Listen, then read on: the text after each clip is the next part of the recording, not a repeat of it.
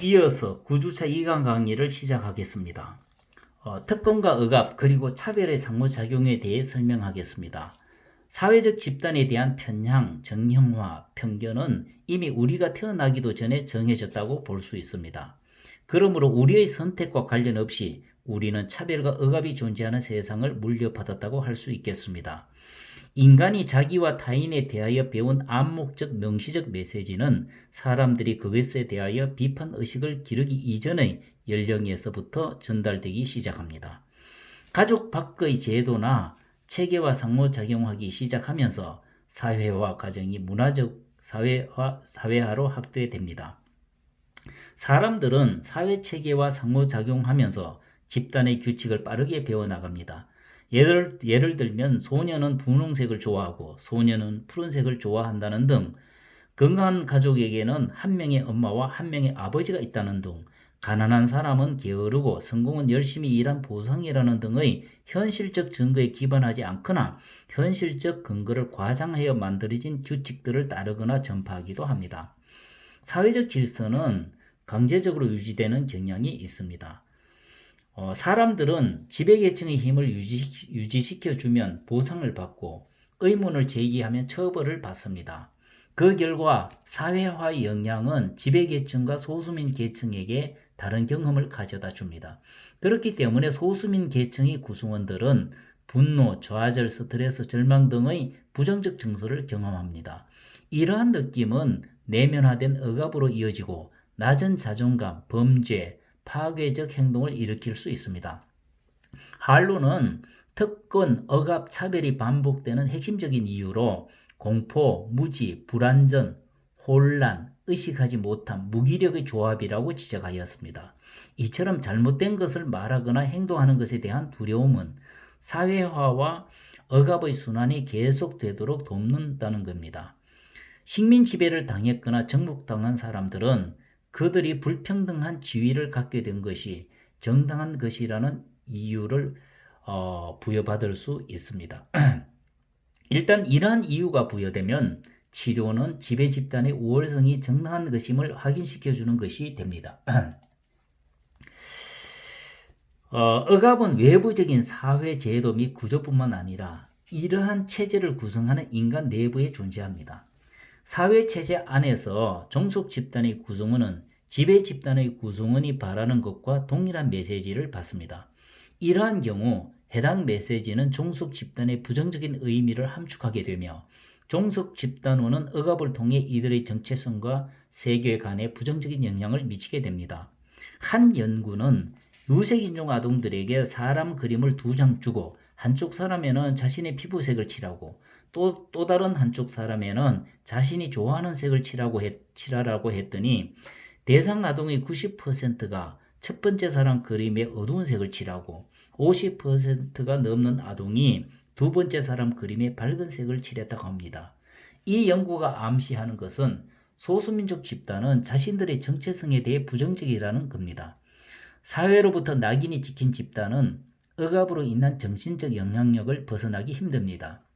이처럼 낙인이 붙은 집단은 자신들을 규정할 때 낙인받는 특징을 포함하게 되며 동시에 어느 정도의 양가 감정, 죄책감, 소외감, 자기 혐오와 같은 특징이 포함되어 있습니다. 문화적 정체성은 자신의 문화적 특징에 대하여 스스로가 내리는 정의입니다. 문화적 정체성은 어린 시절부터 습득한 소속 집단의 가치관을 바탕으로 다양한 문화 집단과 함께 생활하면서 획득됩니다. 소수민의 문화적 정체성이 여러 단계를 통해 성숙해지는 현상을 포착하여 맥컬리프는 소수민 문화적 정체성 발달 단계 모형을 발표하였습니다. 수능 단계에서 소수민은 자신의 정서, 사고, 행동을 주류의 시각에 맞추려고 하는데 어떤 이는 자신의 문화를 폄하하고 주류 집단의 생활 양식, 성취, 성격에 높은 가치를 두는 단계입니다. 이 단계의 내담자들은 주류민 상담자를 선호하는 경향이 있습니다.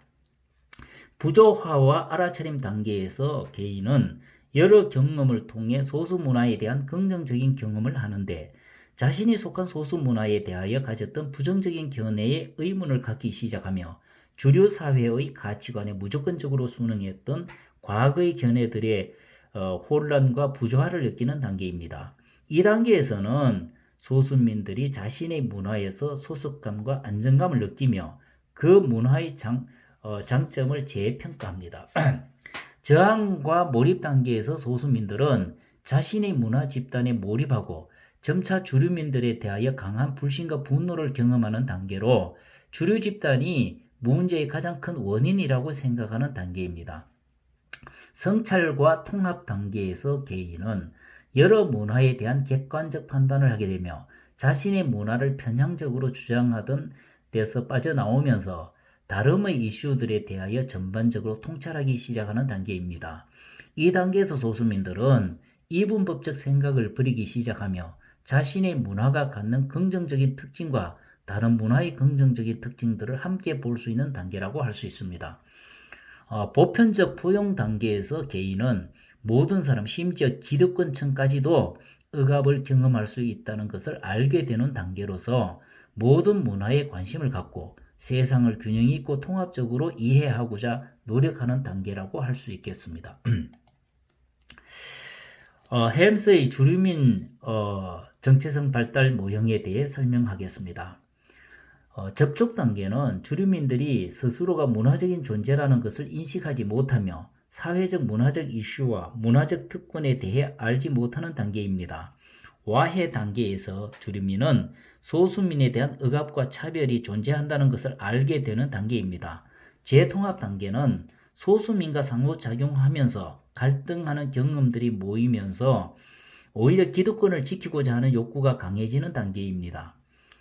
유사독립 단계는 차별의 부당성에 대하여 지적으로는 수용하지만 다른 사람들이 차별을 한다고 생각하는 단계입니다. 몰입 단계는 자기가 어떻게 하여 차별적 태도를 갖게 되었는지를 깊이 이해하고 노력하는 단계입니다. 발현 단계는 소수민과 주류민의 정체성을 깊이 이해하는 방향으로 이동할 준비가 되어 있을 뿐만 아니라 또한 시도하는 단계라고 할 수 있습니다.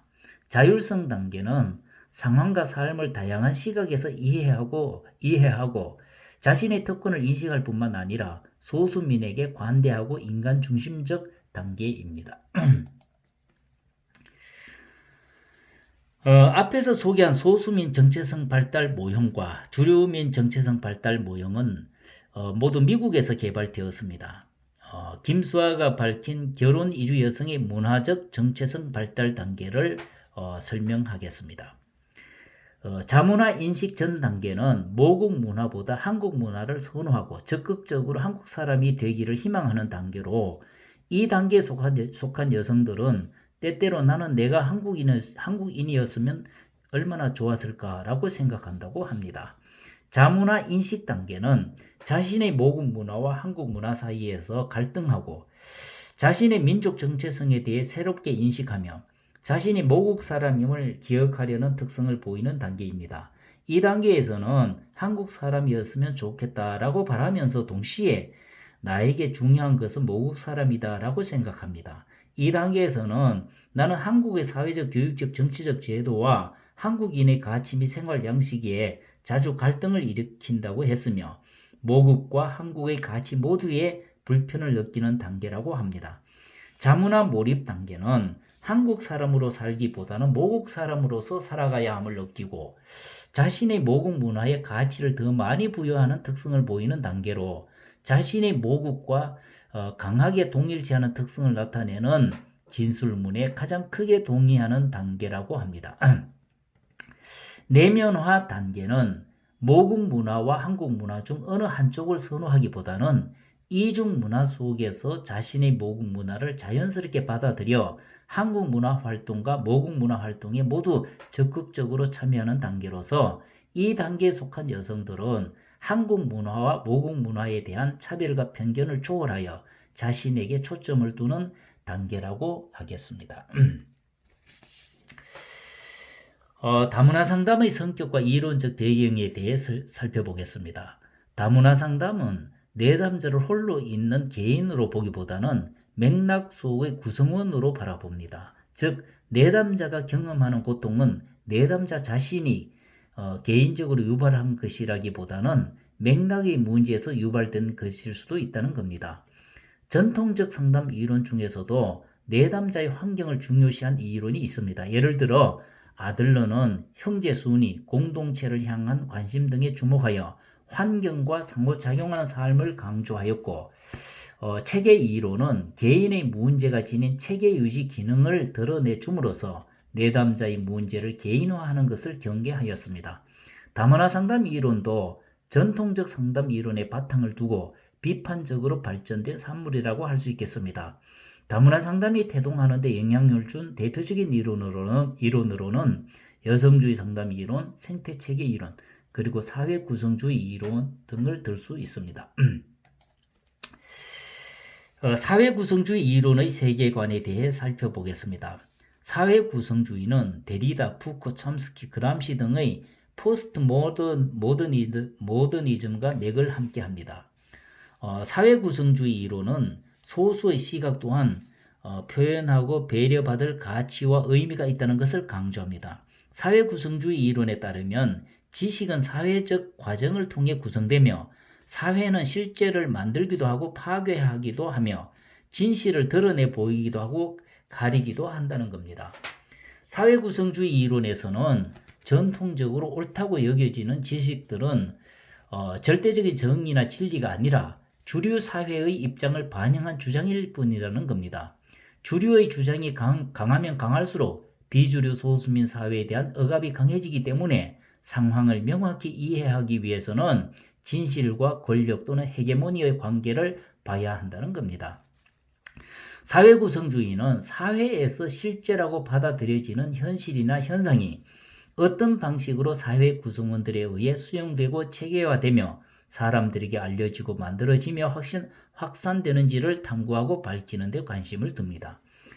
우리가 현실이나 실제라고 믿는 것들은 사실 사회 구성원 간의 상호작용을 통해 만들어지는 것이며 보편타당한 진리가 아니라 다양한 현실을 반영한 결과로서 우리가 진리라고 생각하는 것 또한 일상생활에서 사람들과 상호작용한 결과라는 것이 사회 구성주의의 이론이라고 할 수 있겠습니다. 사회 구성주의 이론에서는 내담자를 어떻게 보는지 살펴보겠습니다. 소수민 내담자가 겪는 어려움은 그들이 속한 주류 사회의 진리와 현실에 자신의 삶을 맞추어 가야 한다는 압력으로 생기는 것이라고 합니다. 일반적으로 내담자는 자신의 문제가 꽤 객관적으로 진단되고 자신이 느끼는 고통은 고통받아 마땅한 것이라고 생각합니다. 자신이 문제라고 생각하는 내담자는 사회적으로 힘에 의해 만들어진 기준이 적합한지를 비판적 시각으로 바라볼 여유가 없다는 겁니다. 그래서 사회 구성주의는 내담자의 가치가 형성된 맥락에 관심을 두며 내담자의 문화적 성장 배경과 내담자가 삶을 통해 형성한 가치관과 생활 방식을 존중합니다.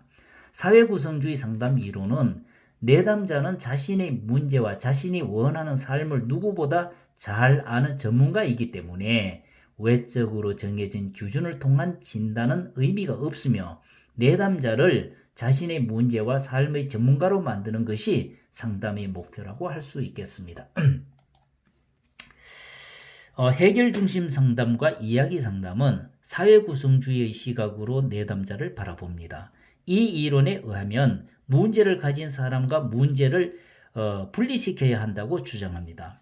해결 중심 상담과 이야기 상담은 언어를 중요하게 여기며 언어는 현실을 비추는 기능에서 머무는 것이 아니라 실제를 구성하기 때문입니다. 그러므로 이야기 상담에서는 상담을 내담자 자신의 삶에 대한 이야기를 재구성해 갈 수 있도록 언어로 돕는 활동으로 봅니다. 상담자는 내담자와 동맹관계를 맺어 내담자와 내담자의 문제를 분리시키고 내담자 스스로가 자신의 문제를 개념화하며 문제의 영향력을 약화시키고 내담자 스스로가 새로운 선택을 할 수 있도록 돕는 겁니다. 그렇게 함으로써 내담자는 자신을 문제로부터 분리시키고 그 문제를 해결할 수 있는 유능하고 책임 있는 존재로서의 입지를 확보할 수 있다는 겁니다. 해결 중심 상담에서 중요한 개념으로 제시하는 상담자의 알지 못함의 자세는 상담자가 내담자의 세계에 호기심과 관심을 가지고 대화에 적극적으로 참여할 수 있게 하는 겁니다. 이들 상담의 궁극적 목표는 상담자가 최대한 내담자의 세계로 들어가서 내담자 스스로가 자신의 내적 강점을 탐구할 수 있도록 돕는 데 있습니다. 실존주의 이론을 설명하겠습니다. 정체성은 문화와 환경 그리고 시간에 따라 달라지는 다차원적 현상입니다. 문화적 정체성은 자신이 문화적으로 어떤 위치에 속해 있는가에 대한 지각의 결과로 형성되며 이러한 과정은 어린 시절 성격 형성기부터 시작됩니다. 실존주의 철학자들은 인간을 심리적, 사회적, 생물학적, 영적인 차원의 다차원적 존재로 설명합니다. 인간의 심리적 세계는 고유한 세계로서 이는 인간이 자신을 이해하는 방식 및 자신과의 관계를 나타내며 사회적 세계는 공존 세계로서 문화를 통해 공유하는 공통의 경험을 의미하고 생물학적 세계는 인간이 인간을 둘러싼 세계를 경험하는 환경을 의미하며 영적 세계는 영적인 자기 또는 알려지지 않은 것과 관계 맺는 방식이라고 하였습니다. 이 네 영역은 서로 밀접하게 상호작용하며 유기적으로 영향을 미칩니다. 실존주의적 상담의 인간관은 상담자는 공감과 이해를 통해서 앞에 제시한 네 가지 차원 즉 심리적, 사회적, 생물학적, 영적으로 개인을 이해할 수 있으며 그들 간의 유기적 관계를 탐색함으로써 개인에 대한 이해의 폭을 넓혀갈 수 있다고 합니다. 실존주의적 상담자들은 내담자를 이해하기 위해 내담자의 심리적 세계, 생물학적 세계, 사회적 세계, 그리고 영적 세계에 관심을 가지고 입체적으로 내담자를 이해할 것을 강조합니다. 각각의 문화마다 드러나는 인간 세계의 모습은 현저한 차이가 있습니다. 어떤 문화에서는 개인주의가, 어떤 문화에서는 집단주의가, 어떤 문화에서는 종교성이, 어떤 문화에서는 능력주의에 대한 관심이 강하게 나타날 수 있다는 겁니다. 상담자는 내담자가 살아온 이야기를 들으면서 어떤 차원의 정체성이 현저한 문화권에서 성장했는지, 각 차원에서의 삶이 어떠했는지를 알아봐야 합니다. 실존주의적 다문화 상담은 이것으로부터 출발한다고 할 수 있겠습니다. 다문화 상담자의 치료적이고 윤리적인 상담과 치료는 문화와 관련되기 때문에 다양한 내담자의 문화를 고려한 상담이 되어야 합니다. 즉 상담자는 전통적 상담 윤리를 소수 집단의 내담자에게 일관적으로 적용하는 것은 비윤리적이고 해로운 것임을 지각하고 내담자의 문화를 고려하여 적절하게 사용해야 합니다. 그러므로 다문화 상담 및 치료 전문가 조직은 상담 윤리 강령과 상담 과정의 지침 그리고 다문화 상담 규칙 등의 윤리 지침을 채택할 필요가 있습니다. 만약 우리가 진실로 다문화주의를 원한다면 다문화 상담 관련 전문 학회가 상담의 유능성을 확실히 하는데 사용되는 규칙 개정을 진지하게 수행하도록 요구해야 한다고 생각합니다. 문화적 밀폐란 개념은 현실 세계의 고정관념적 양식을 대변하고 어떤 진실의 보편적 관념에 대한 독단적 집착으로 문화적 다양성을 무시하며 상담 과정에서 기법 중심 정의에 적용되는 용어로서 상담과 치료의 주요 개념과 목표에 대해 문화적 특수성 즉 에믹의 관점을 배제시키고 문화적 보편성 즉 에틱의 관점을 적용합니다. 만약 이렇게 되면 상담자의 역할이 건강과 정상의 일반적 개념에 기초한 막연한 신념을 주입시키는 우를 범할 수 있습니다. 그동안 유럽계 백인 우월주의적 정신건강 전문가들이 정상과 비정상을 판단하기 위하여 사용해온 중거틀은 다분히 자민족 우월주의의 토대를 둔다고 할 수 있겠습니다. 전통적 치료 원리가 소수민족 상담에 주는 부작용에 대해 살펴보겠습니다.